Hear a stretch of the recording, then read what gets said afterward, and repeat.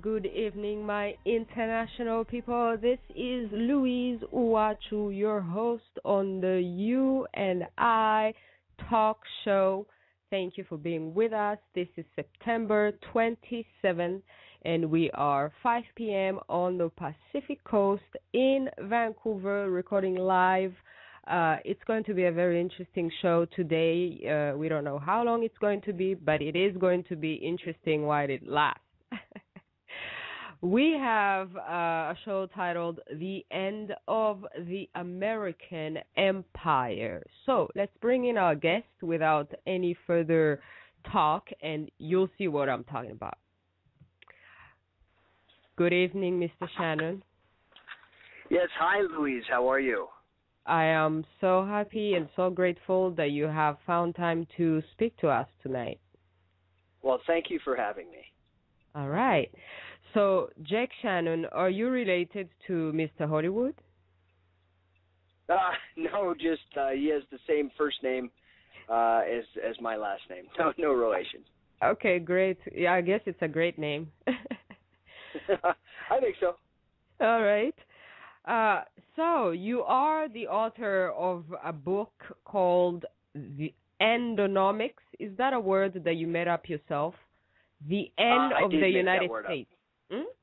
Yes, I did make that word up because, in economics, economics is, frequently referred to as the dismal science, and, the title Endonomics makes it even all that more dismal, but really it's an optimistic book because while we're talking about the end of the American empire, I think that actually might be a very good thing for the American people.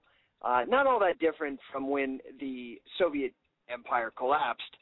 And that was ultimately good for the Russian people in the long run. Now they have cell phones, technology, all kinds of different cars. They don't have to wait in line for, to use the bathroom for an hour and that kind of thing. Or to get toilet paper, they don't have to wait in line. So I think a very similar situation will happen here when we have this debt that has been overhanging the American people, when that is finally repudiated and bankrupt.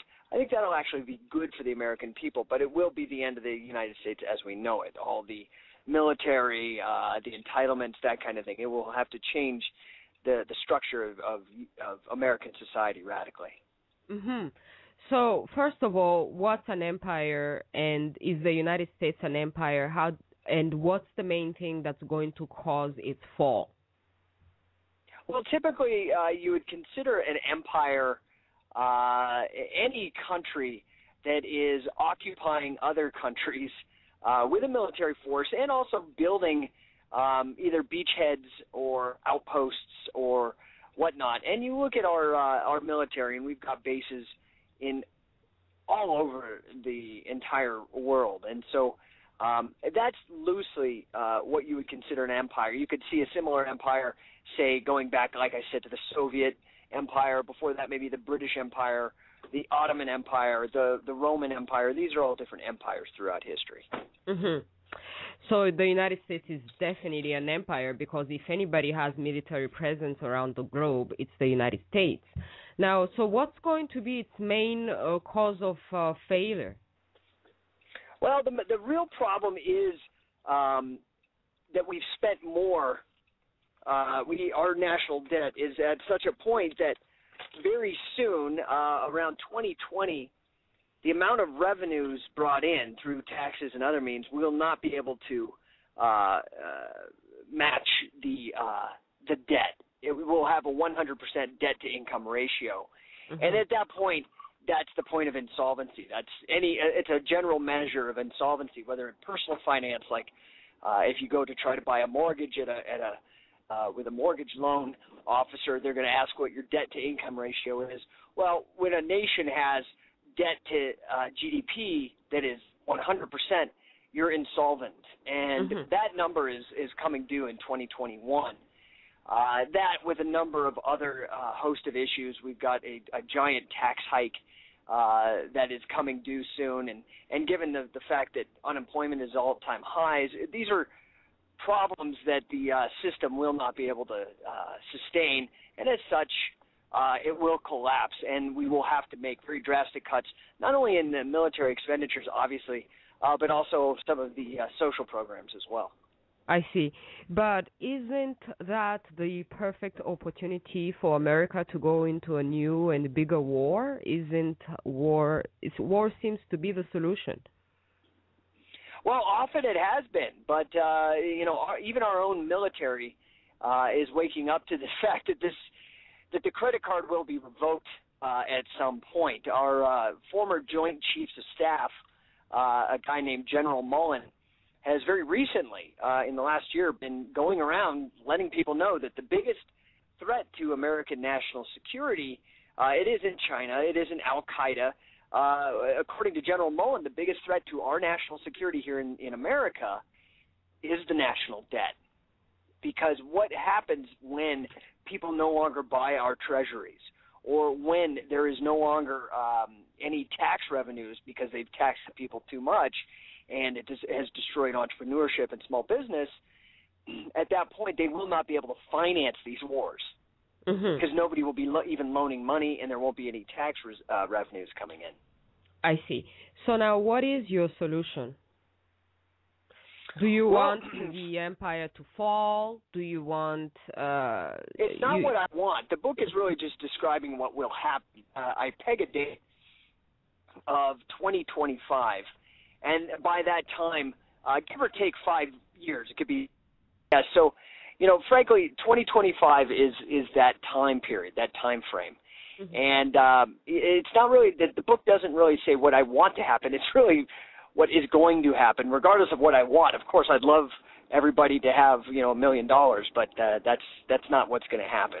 Mm-hmm. And it won't be bad. I'm rather optimistic. When the collapse comes, it'll be uncomfortable for 6 months to a year, when the trash isn't picked up or other infrastructure problems arise.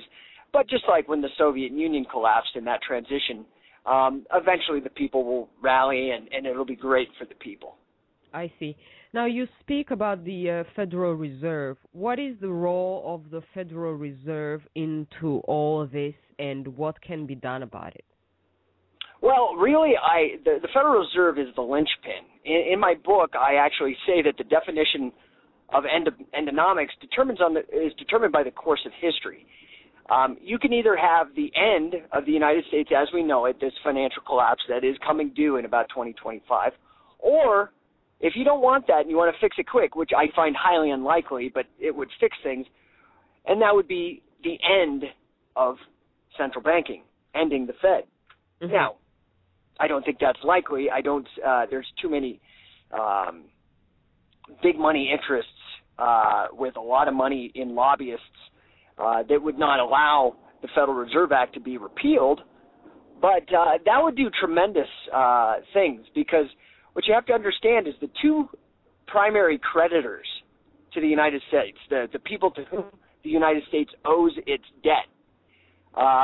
Most people think, obviously they think of China, and they're right, that's a big creditor. But the number one creditor is actually the Federal Reserve. Mm-hmm. This is proof that their interests aren't aligned with those interests of the American people and the American taxpayer, because they could very simply just write off the debt. Say, oh, you know what? We create this money out of nothing. You don't owe us anything anymore. Let's just write it off, and we'll start over. Yes. And what that would do is that would reduce the national debt by an enormous amount. Mm-hmm. But they're not about to do that. Now let's allow people to understand what exactly is the Federal Reserve. The Federal Reserve prints money for the government. Yes. And then the government... The Federal Reserve... Yes? Oh, I'm sorry. Go ahead. And then the government borrows that money at interest. Yes. And that's the interest now is what you owe. That's the debt. Well, partially. So what happens is this.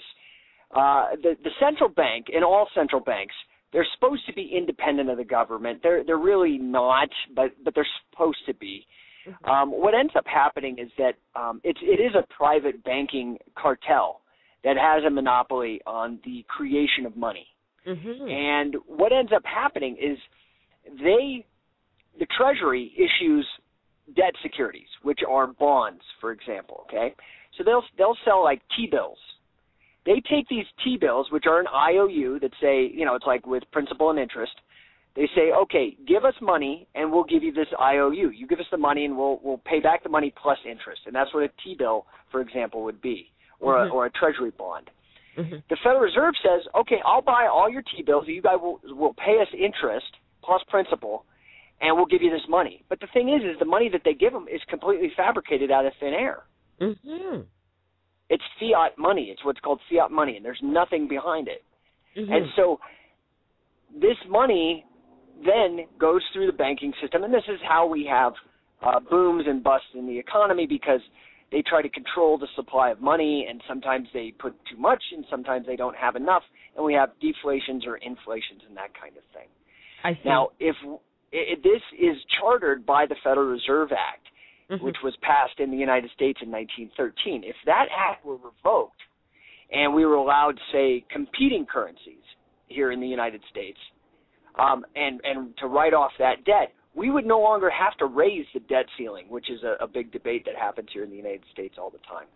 That kind of problem would be gone, and we could very easily pay off our national debt. But unfortunately, I don't see that happening, and as such, that choice between ending the Fed or ending the central banks or ending the United States is not going to bode well for the United States.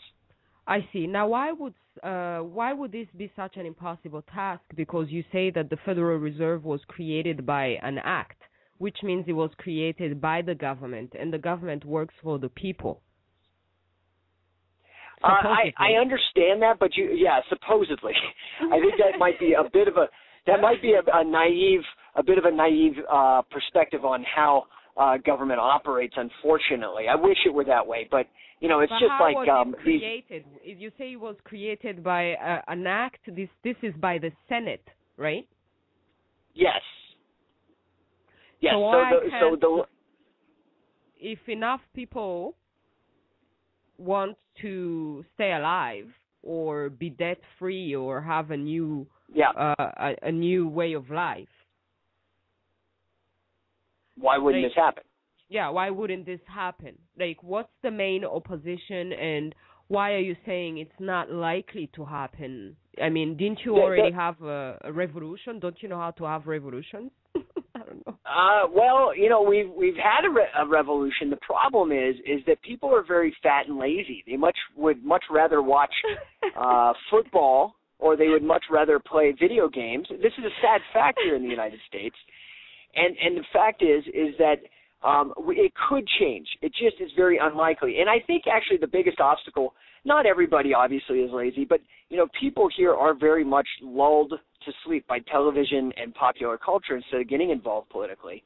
The biggest obstacle is that the whole situation is rather complicated, and most people, when you break it down as simply as I broke it down to you, can't believe that it's really what is happening. And it is. If they bother to do the research, most people who have advanced degrees in economics and finance understand this. But unfortunately, not a lot of people do, and it's really rather complicated and convoluted. And I think that's a big barrier for people. Wow. Now, this brings me to your other profession in life, which I saw on your website. You're a hypnotist. Yes. Yes. Yes. So, can't you hypnotize America, or is America hypnotized into a crazy reality that does not allow us to see this? Well, I wish hypnosis worked that way. Unfortunately, we already have a hypnotist working the other way. His name is Barack Obama, and he's quite a talented hypnotist, and he has much more money and resources to major media outlets than me, unfortunately. He's so good. But I pursue the hypnosis really, frankly, because I was fed up with the finance world. It was very corrupt. It was very when I would try to speak up and raise my hand about these issues, I found that my career was hampered by that, not helped by that. They're not interested in the truth or in helping people. And I worked in very high levels of finance. I just got frustrated with it, and I was rather miserable around those kind of people. So I decided to pursue a passion, and I've been really glad that I have. But I felt an obligation, given my academic and my professional background, to try to help other people understand what's going on. Mm-hmm. Now, how does hypnotism work, and how can it help in making people understand what's happening? Well, there are two different subjects, really. I mean, you can't. To help people understand what's going on with the financial system. That's why I write the book, why I wrote Endonomics, to help people understand that. I wrote it it's a complicated subject, and I get into some areas like debt repudiation, or why the United States will declare bankruptcy. I get into deflation works, why people don't understand it. I get into derivatives, which are very complicated, but I write in a very clear manner, and there's not any formulas or anything like that. So that is the best way to help people with that.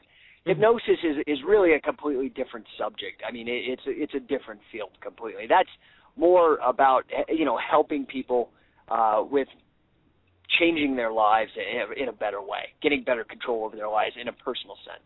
Okay, I see. Wow. Now that's really, really interesting. Now, how does the future look like for people who would like to be successful in the future? Some people say that it's when things are going wrong that people can be creative.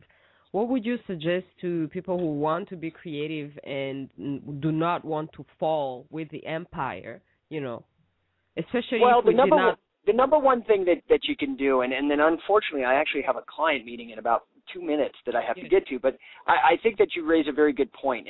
And what people need to do, the number one important thing that people should be doing is trying to get out of debt, because we are in a deflation. And what happens in a deflation, every dollar that you owe becomes more onerous, becomes more worth more to the creditor, and it's harder for you to pay back because the purchasing power gets stronger. You have to work harder hours to earn $1. So you need to get out of debt. That's probably the first thing. The second thing is you have to get involved politically and really pay attention to these things. Most people don't. They're more interested in team sports or this, that, and the other thing. But you need to get involved and make sure that you're helping to protect people's rights and taking care of people. Because during this transition, a lot of the people who are weaker in society, the young or, the poor and the old that might depend on some of these social systems, they're going to have a difficult time. And we need to really make sure that we can help them. Thank you so much, Jake Shannon. You have to go. Thank you for being here, and I will definitely be sending out that message. Hey, thank you so much, Louise, for your time. All right. Okay, bye-bye. Bye. Wow, my international pause people, that was short and sweet. Wow. So, the American Empire, bye-bye. Too many wars obviously has never been good for anyone. And so the man is concerned. It's not about being anti-American. Now, if this was being said by some Arab guy, he would be getting bombed soon, because they would be like, anti-American, you're Muslim, this and that.